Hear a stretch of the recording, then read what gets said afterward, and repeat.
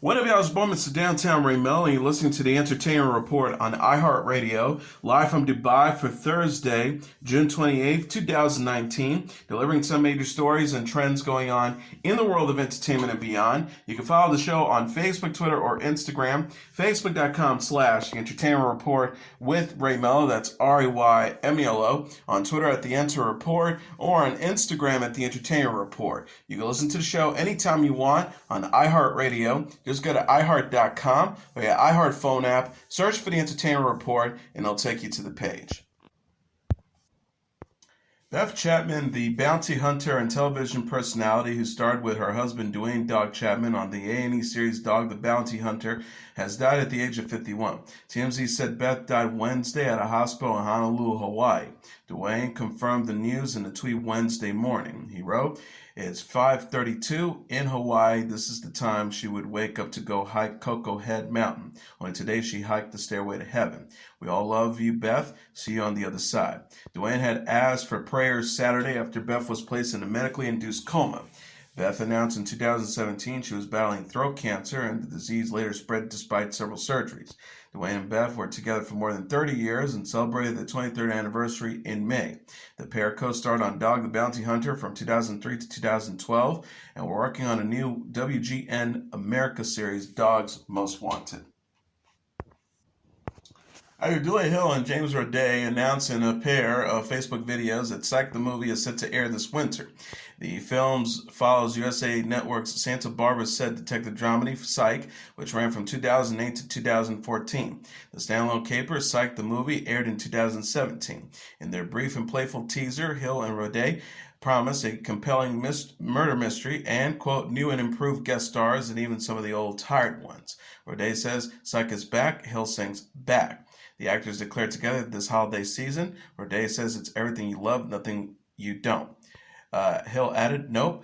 Roday says, we're the organic mayonnaise of your cable TV. Hill agreed. Yes, we are. Piper, played by Taylor Schilling, is trying to get back on her feet after being released from prison in the latest trailer for the 7th and final season of Netflix's Orange is the New Black.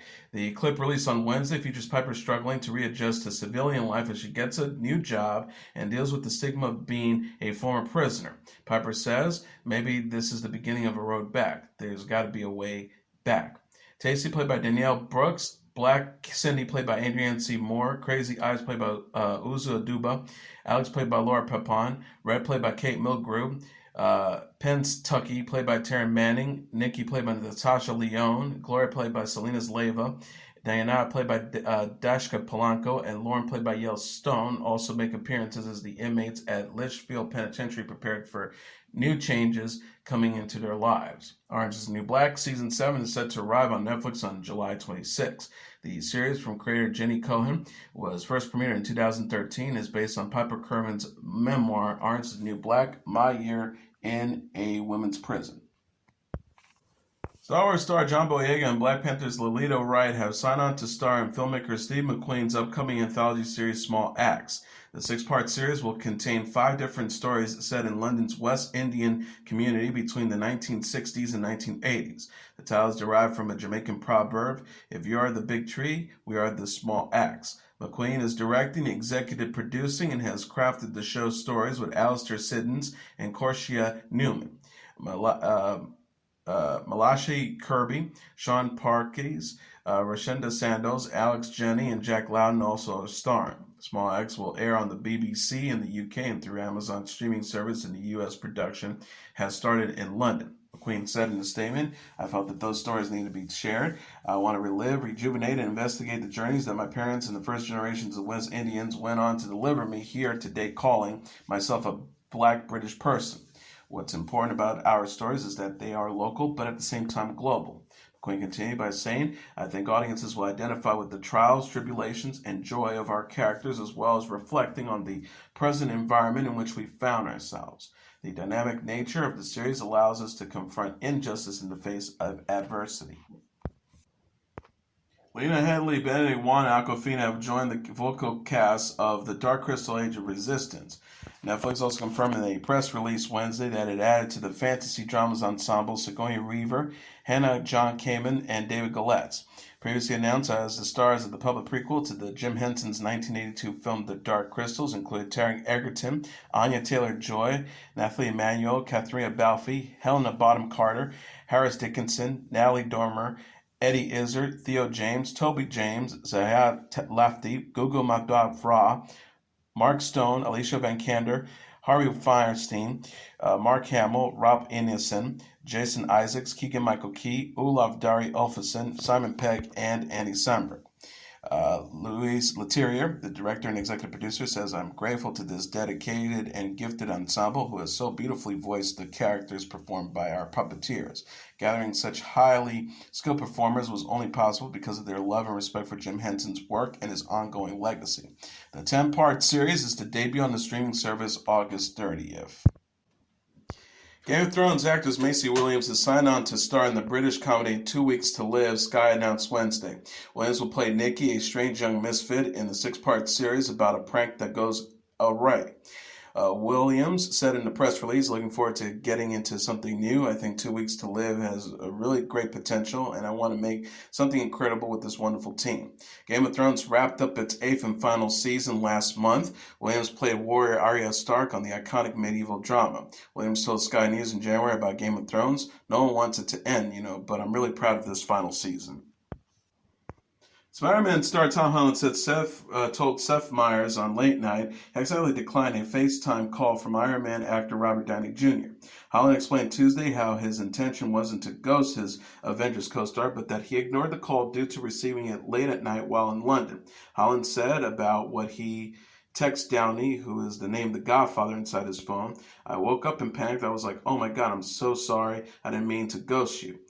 Holland continued about the ordeal. He obviously didn't reply for ages because of the time difference in LA.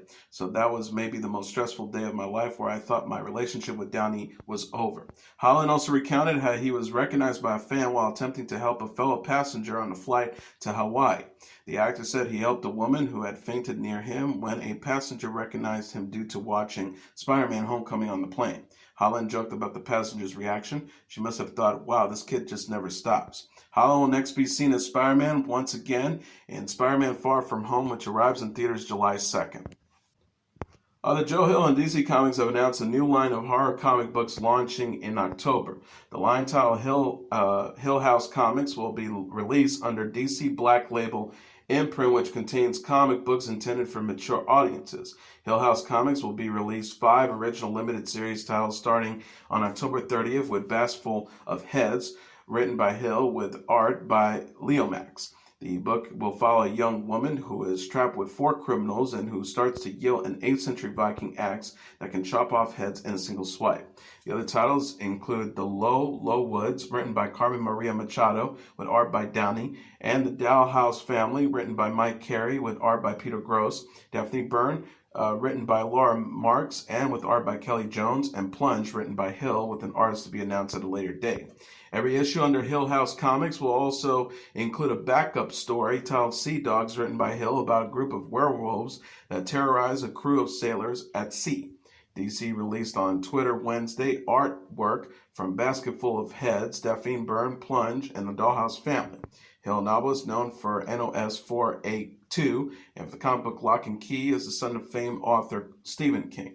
Hill said on Twitter following the announcement of Hill House Comics, "I'm so excited to get back to comics. Creatively, it's the happiest of happy places." Celebrity couple Nicole Kidman and Keith Urban are celebrating their 13th wedding anniversary. The 52-year-old actress and 51-year-old country music star marked the occasion Tuesday by dedicating sweet posts to each other on Instagram. Kidman shared a black and white photo of Urban kissing her on the forehead and voiced her love for the singer in the caption. She wrote, "Love," adding a heart emoji, "Happy anniversary, baby." Urban posted a picture of himself embracing Kidman on a beach, which shows off his tattoo of her name. He wrote, 13 years of magic, music, romance, wild adventures, and the ongoing discovery of pure love. Happy anniversary, baby girl." Rita Wilson, Michelle Pfeiffer, Naomi Campbell, and Laura Zima were among those to wish Kidman and Urban a happy anniversary in the comments. Wilson wrote, "Happy anniversary." Zima added, "It's hard to think of another couple I've seen together in person who have so much clear love and affection for each other. Congrats." Kidman and Urban married in Sydney, Australia in June 2006 and are parents to 2 daughters, 10-year-old Sunday and 8-year-old Faith. The The couple sang a sweet duet of Your Song together this month ahead of the Big Little Lies Season 2 premiere. Kidman said of Urban at the premiere, "I had the most extraordinary partner in life. I will always say that about him." Jada Pinkett Smith says her marriage to Will Smith is back on in a beautiful place. The 47-year-old actress said in the July 8th issue of People magazine that her relationship with Will Smith is stronger than ever after reaching a breaking point about 10 years into their marriage. Jada Pinkett Smith and Will Smith married in December 1997 and are parents to 2 children, son Jaden and daughter Willow. Smith recalled how the demands of her family's careers and conventional marriage expectations started to take a toll on her relationship. The star explained there was too much concentration on what was happening externally, and the family unit itself wasn't getting the attention and care that I felt we needed. She recalled, Will's like, "We just came from Oslo going to the 2009 Nobel Peace Prize ceremony for Barack Obama as a family. You've got a big house with the lake. Isn't this amazing?" And I'm like, no. By the time my 40th birthday came, I was like, I can't do this anymore. I was so depleted. Smith said she went through the excruciating process of rebuilding herself and working on herself before redefining her marriage to Will Smith. She says, "The journey between Will and me, we have come to such a beautiful place. I feel like we have a stronger bond than we've even had in the beginning." The couple previously recounted the lowest point in their marriage during an episode of Red Table Talk in October. Will says, "We essentially had to destroy our marriage. To me, it was over, but divorce was never even an option." Jada added, "Divorce wasn't necessary. Why do that? Why create all that disruption? I told Will from the gate, if you marry me, know this, we're going to be together, we're going to be under the same roof." Smith will next appear in the movie Angel Has Fallen, which opens in theaters in August. Will star in a number of new films, including Gemini Man and Bad Boys for Life. The Cher Show and King Kong musicals will end their Broadway run on August 18th. The production's official Twitter account says, "Come see at the Cher Show before we hang up our sequin costumes. Okay, bitches, let's do this before August 18th. Stephanie J. Block won the Tony Award for Best Actress in a Musical for her portrayal of the titular entertainer at the Neil Simon Theater. The stage biography explores highlights of Cher's personal life and career over 5 decades.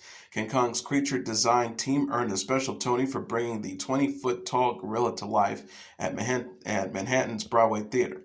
The show will have played 324 performances and 29 previews when the door closes. Set in the 1930s, it features Christiana Pitts as Anne Darrow, Eric William Morris as Carl Denham, and Eric Lachfield as Lumpy.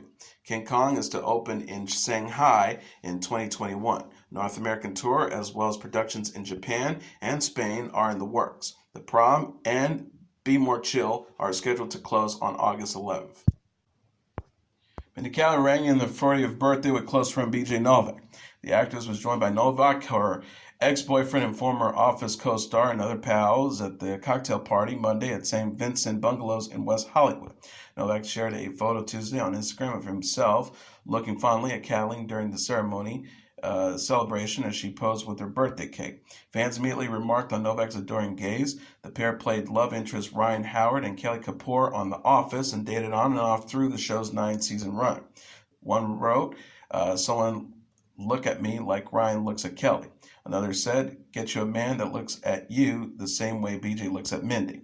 One fan wrote, "The way you still look at her, though." Another added, "Can you guys get married already?" Kaling said in an interview with Good Housekeeping in May that Novak is godfather to her 17-month-old daughter, Catherine. Kaling has not publicly named her daughter's father. She told the magazine, "The truth is that BJ is so much more like family now than a platonic friend. He's the godfather to my daughter. He comes over like once a week. Sometimes he'll come over just to hang out with her." Kaling described her relationship with Novak as weird as hell in an interview with InStyle in 2015. She says, "He's not my boyfriend, but he is not my best friend. I guess you could say you could describe our relationship as romantically charged camaraderie with loud arguments, but I don't think Facebook would accept this as a new status." Kaling also celebrated her birthday Monday by giving $1,000 to 40 charities, including Races, the Trevor Project, and Girls Inc. The South Korean boy band BTS has launched its highly anticipated mobile game. The K-pop group released BTS World, its story-based simulation game, on iOS and Android Wednesday. The group tweeted, BTS World Grand Launch. Hey manager, ready to jump with everything you've got? Enter hashtag BTS World. BTS members Jin, Sugar, J-Hope, RM, Jimin, V, and Jungkook promoted the game in a video for Apple. RM says in the clip, finally the game, BTS World is out now. BTS also released the new song Heartbeat, which is recorded from the BTS World original soundtrack. Forbes says fans can listen to Heartbeat exclusively in the BTS World app for 48 hours. The BTS World soundtrack includes the songs Dream Glow featuring Charlie XCX, A Brand New Day featuring Zara Larsson, and All Night featuring Juice WRLD. BTS World allows users to play BTS Manager. The game features missions where people use, collect, and upgrade BTS members' cards to complete objectives and progress in the game. BTS released its most recent EP, Map of the Soul, Persona, in April, which is the best-selling album in South Korean history. The group teased a music video for its new Japanese single Lights last week. Here are the top 10 songs on the Billboard Hot 100 sales charts for the week of June 29th. Number 10, Chris Brown featuring Drake with No Guidance. Number 9, DaBaby with Shug. Number 8, Post Malone with Wow. Number 7, Drake with Money in the Bank. Number 6, Jonas Brothers with Sucker. Number 5, Ed Sheeran and Justin Bieber with I Don't Care. Number 4, Khaled with Talk. Number 3, Billie Eilish with Bad Guy. Number 2, Taylor Swift with You Need to Not Care. And the number 1 song on the Billboard Hot 100 sales charts for the week of June 29th. Little Nas X featuring Billy Ray Cyrus with Old Town Road.